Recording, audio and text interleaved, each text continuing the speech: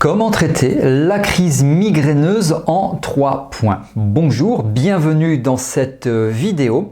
Je suis David Vigneron, je suis formateur en hypnose clinique, formateur en EFT, par ailleurs infirmier diplômé d'État et j'ai notamment conceptualisé la méthode hypno-antalgie.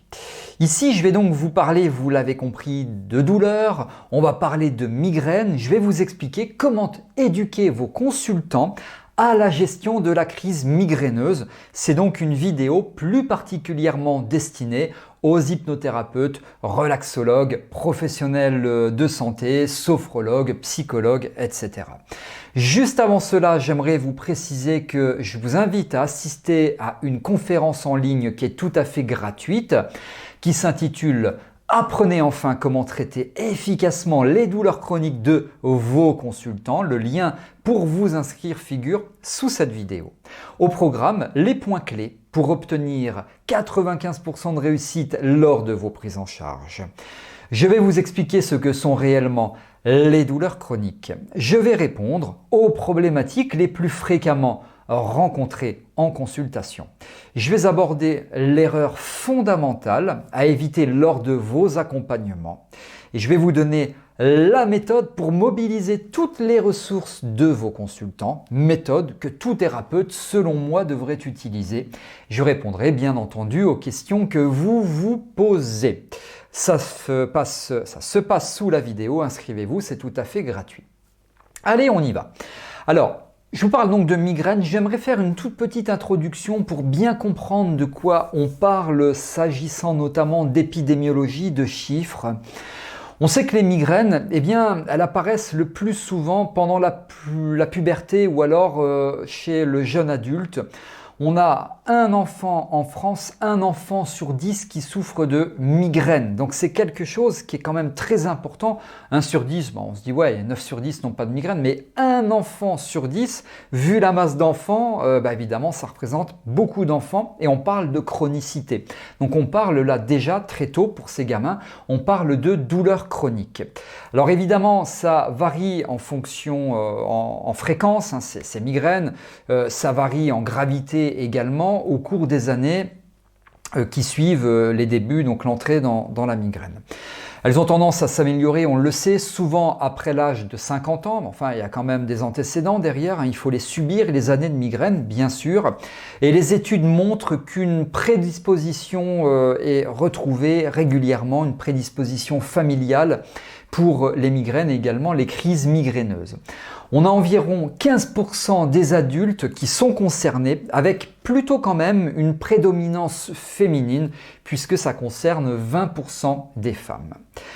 Alors à la question, comment traiter la crise migraineuse en 3 points? C'est parti. Parce que si vous accompagnez des personnes qui viennent vous voir pour des douleurs chroniques, donc pour des migraines, eh bien, il va falloir quand même leur expliquer un petit peu comment gérer ces migraines et elles vont forcément vous parler de crise migraineuse, c'est-à-dire de pics douloureux, de pics hyperalgiques, donc de crise migraineuse.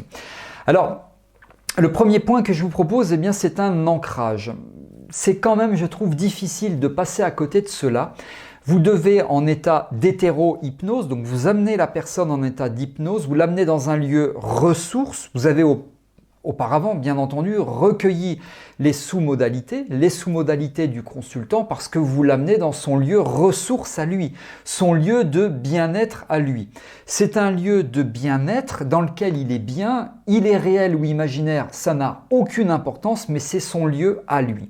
C'est un lieu dans lequel il n'y a pas de douleur, alors sauf que vous ne dites pas sans douleur, parce qu'inconsciemment, il risque de focaliser sur douleur. C'est donc un lieu sans douleur, comprenez, c'est un lieu tout à fait confortable dans lequel vous êtes libre et libéré. Et donc là, vous posez un ancrage. Alors, l'ancrage, c'est peut-être quelque chose de physique, il se pince l'ongle, il fait ça avec, vous voyez, il réunit l'index et le pouce, enfin, peu importe, peut-être aussi un ancrage auditif avec de la musique, peut-être les deux. L'ancrage, hein, on en parle beaucoup en PNL et aussi en hypnose. Donc premièrement, l'ancrage dans un lieu de bien-être, c'est pas possible de passer à côté. Pourquoi? Parce que quand il va manifester une crise migraineuse, il va pouvoir s'échapper mentalement dans son lieu de bien-être réactiver tout cela grâce à l'ancrage, donc le rendre encore plus efficace grâce à l'ancrage. Et on dit que quand l'esprit vagabonde, quand il s'échappe, quand il est ailleurs, eh bien, on focalise moins sur la douleur. Donc quand l'esprit s'en va ailleurs, la douleur s'estompe. Alors, c'est la perception de la douleur, très probablement, qui s'estompe, mais je ne vais pas rentrer dans les détails. Donc, premièrement, l'ancrage. Je ne suis pas en train de vous dire que ça va marcher dans tous les cas, bien entendu. Je suis en train de vous dire que ça va pouvoir aider.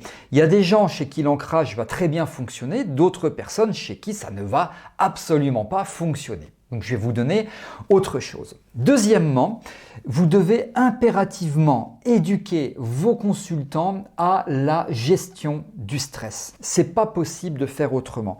D'ailleurs, durant l'anamnèse, quand vous leur demandez ce qui provoque chez eux, par exemple, la crise migraineuse, enfin, par exemple, en l'occurrence, on parle de ça, donc qu'est-ce qui provoque chez vous une crise migraineuse? Très souvent, ils vont vous parler de stress. Stress lié à peu importe quoi, ça n'a pas d'importance. Ce qui est important, c'est de bien comprendre que c'est lié au stress. Encore qu'on peut éventuellement travailler sur l'élément déclencheur. Déclencheur du stress et donc déclencheur des migraines. Comprenez bien, chers thérapeutes ou professionnels de santé, que c'est un espèce de cercle vicieux duquel il faut l'aider à sortir.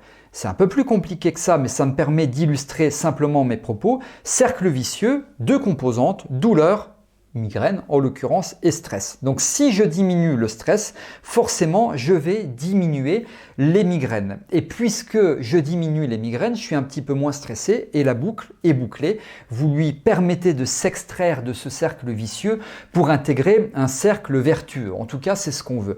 Donc ce n'est pas possible, notez-le s'il vous plaît, prenez des notes, je vous l'impose. Ce n'est pas possible de travailler sur une personne qui présente des migraines, en l'occurrence des crises migraineuses, sans l'éduquer à la gestion du stress. Si vous connaissez des bonnes méthodes de gestion du stress, allez-y, c'est super, utilisez-les. Utilisez-les, c'est fondamental.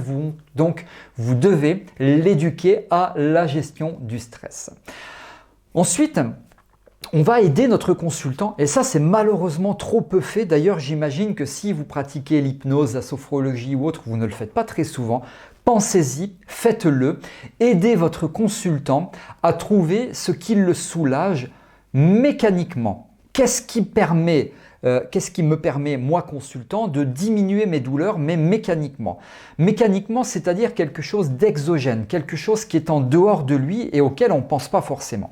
C'est peut-être par exemple de la musique. Quand j'écoute une musique douce, ça m'aide à me détendre, donc j'ai moins mal. Quand j'écoute, je sais pas moi, Johnny Hallyday, France Gall, To Be Free, je sais pas qui, enfin peu importe, ça me détend, très bien. Écoutez ces musiques si ça vous détend et donc que ça vous permet de diminuer vos douleurs. C'est peut-être le froid, par exemple. Je me mets un gant de toilette et ça m'aide à diminuer les migraines. C'est peut-être le silence. C'est peut-être la respiration. Quand j'ai un pic migraineux à 7 ou 8 sur 10, eh bien, qu'est-ce que je fais? Je respire calmement. Et puis, ça m'aide à diminuer la migraine. Et plutôt que d'avoir une migraine de 3 ou 4 heures, ça dure 15 ou 20 minutes et donc évidemment je gagne quand même du temps et c'est tant mieux. Et puis quand petit à petit, alors ça vous pouvez lui proposer à la fin d'une séance, voilà, on se revoit dans 3 semaines et vous allez chercher ce qui vous détend. Et vous revenez dans 3 semaines, on se revoit donc lors de la prochaine séance et vous allez me dire ce qui vous détend. Et on va noter. Alors la personne va vous dire, par exemple, c'est la respiration et un gant de toilette de froid sur mes tempes, sur mon visage, sur mon front, voilà. Ok, alors est-ce que vous avez essayé de faire les deux en même temps? Non. Alors faites les deux en même temps, vous respirez et vous mettez un gant de toilette. Puis pourquoi pas la musique? Puisque dans un contexte tel que celui-ci, vous commencez à connaître ma formule mathématique si vous me suivez. 1 plus 1 égale 5. Donc c'est doublement, triplement, quadruplement, etc. plus efficace quand on combine deux méthodes ou deux techniques. Donc aidez-le, incitez-le plutôt, parce que l'aider, ça va être un petit peu compliqué.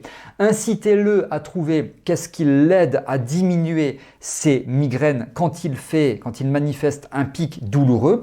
Et donc, vous allez pouvoir ensuite l'éduquer à utiliser au maximum ses moyens mécaniques. Voilà, je ne dis pas que tout ça fonctionne, mais Si vous utilisez la gestion du stress, technique de gestion du stress comme je vous l'ai évoqué, le lieu de bien-être, le lieu ressource avec un ancrage, comme je vous l'ai dit, les moyens mécaniques, eh bien vous allez faire du 50% en mieux à peu près, ou voire 80%, je ne sais pas, mais tout ce que je vous dis là, ça paraît basique, ça paraît anodin, mais moi je le sais, il y a très peu de personnes qui utilisent ne serait-ce que la gestion du stress et encore plus qui utilisent les moyens mécaniques que j'évoquais il y a quelques secondes. Utilisez-les et puis vous allez pouvoir me dire ce que ça donne sur vos consultants lors de vos consultations s'agissant de migraines et donc d'accompagnement sur des crises migraineuses, et ça c'est sous cette vidéo dans la partie des remarques, des suggestions au passage, hein. Si vous avez des questions, n'hésitez pas, c'est moi qui réponds sans aucun intermédiaire. Voilà ce que je souhaitais vous expliquer ici. Vous avez la possibilité de vous abonner à ma chaîne YouTube. Pour cela, cliquez sur le bouton s'abonner et activez la cloche de notification pour être informé lorsque je sors de nouvelles vidéos. C'est très régulier, vous le savez. Inscrivez-vous au webinaire. Si vous avez aimé, likez cette vidéo. Je vous donne rendez-vous dans de prochains contenus avec un immense plaisir. Alors, à très bientôt.